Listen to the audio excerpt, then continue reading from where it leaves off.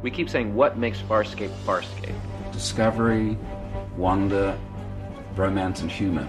It's sci-fi and fantasy, to be honest. The creative choices are much bolder. Which is something that television's never really attempted. The creatures are much more alien. This show is huge. It's just much more out there. It's an epic television series.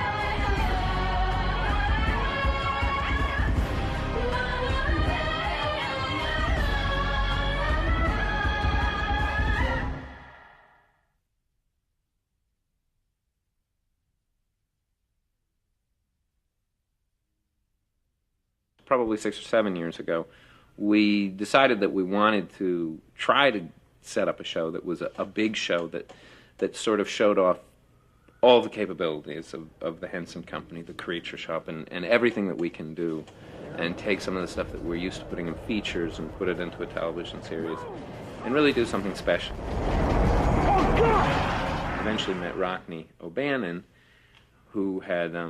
he's created Alien Nation, Sequest, and had very much the right sensibility. And then he created this show and this premise. The same way that Henson wanted to take the series from a production standpoint in a very unique direction, I thought, how can we take what we've come to know and like so much about science fiction television in Star Trek and Babylon 5 and twist it in another direction and take it someplace from a story standpoint that's significantly different than what we've been seeing. And I think we've done that. Farscape's main character is someone from our own time, John Crichton. Hi. A man from Earth, John Crichton, an astronaut scientist, goes up one day in a one-man module to orbit the Earth. Now. Approaching maximum velocity. His intention is to conduct an experiment. Meteorology reports some kind of electromagnetic wave. At the crucial moment of the experiment, an error occurs, and he's suddenly catapulted through a wormhole, a shortcut, if you will, through time and space, and he ends up essentially on the other side of the universe. Once there, he meets and boards a ship of very unusual characters, which are right out of the Jim Henson Creature Shop imagination. Can't understand. We've done it. We've escaped.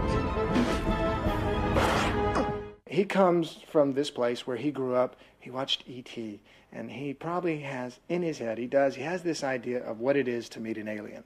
And suddenly you have a modern-day human thrown into the situation where he's in an alien world. And it's nothing like what's on TV.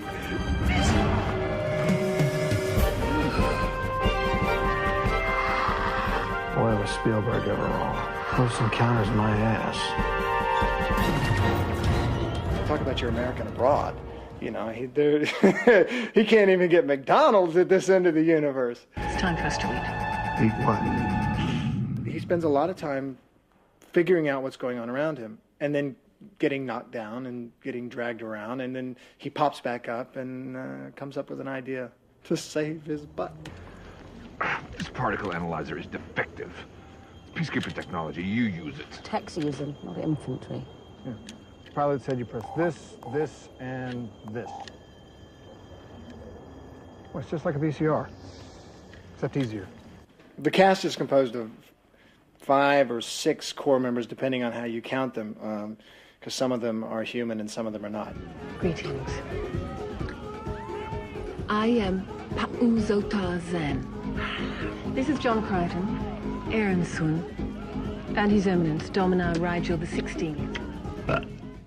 Rygel is such a naughty, wicked little devil, bitter and twisted and unique, funny. Miserable and all the more self-important and pompous and arrogant. And he's also a little bit like a politician because you never know quite what he's saying, if what he's saying is the truth.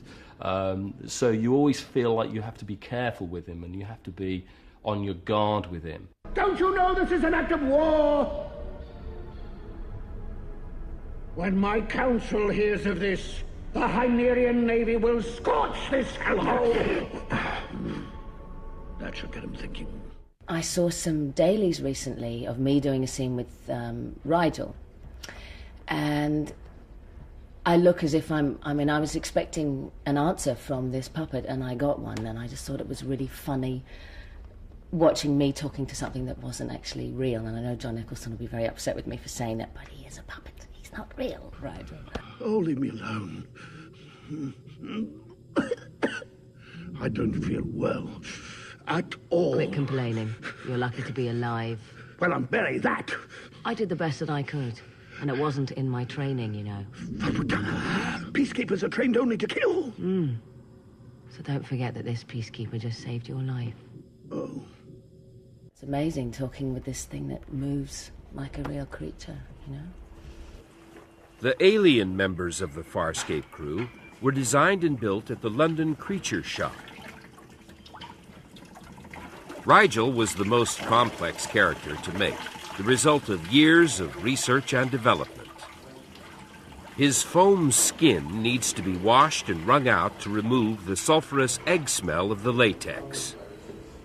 However, the latex is very fragile and can tear easily, so many additional foam skins are prepared. The complex eye and ear mechanisms are designed using a 3D computer program.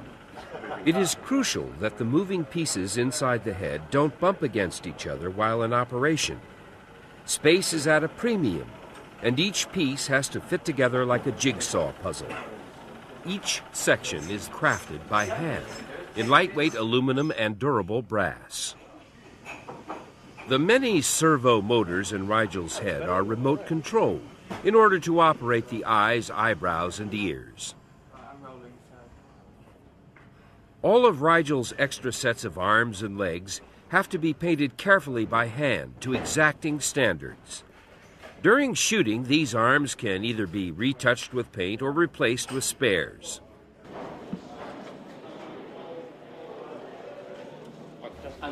John Eccleston, Rygel's main puppeteer, generally works at floor level.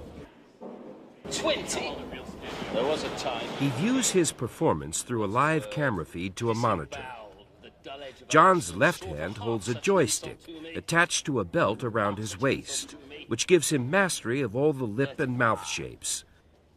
Another puppeteer operates the remote-controlled elements of the face. 20 barrels of fluid.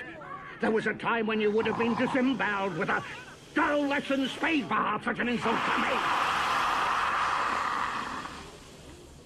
35. While Rygel may be the smallest of the Farscape crew, Moya is without a doubt the largest. I hate Starburst. Moya is their ship. She's from a species called the Leviathans. Essentially, she's a giant space whale. Canaveral, Dad, DK, I'm being pulled. Moya is a biomechanoid, which means she's a living ship.